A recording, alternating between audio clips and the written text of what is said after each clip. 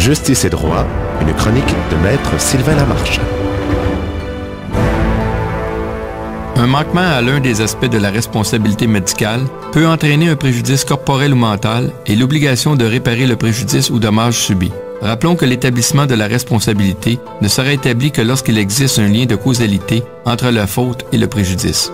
Tout comme l'appréciation de la faute, le recours à des experts s'avérera donc indispensable pour évaluer le préjudice corporel et établir le lien de causalité.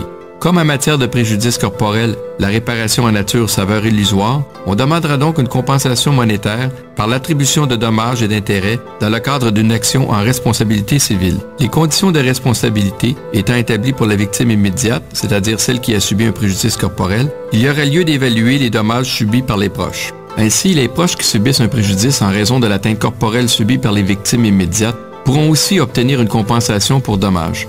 Il peut s'agir des parents réclamant à la suite du préjudice subi par leur enfant ou de proches demandant également réparation du préjudice moral que leur cause la disparition de la personne chère.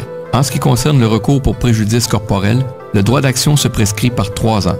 En matière médicale, si le préjudice se manifeste graduellement ou tardivement, le délai court à compter du jour où il se manifeste pour la première fois. Dans le cas où la faute ou le dommage se produisent simultanément, le calcul du point de départ du délai se fera à partir de ce moment. La loi prévoit la réparation du préjudice ou du dommage subi par la victime immédiate et aussi de ses proches. Vous venez d'entendre une chronique Justice et droit de Maître Sylvain Lamarche.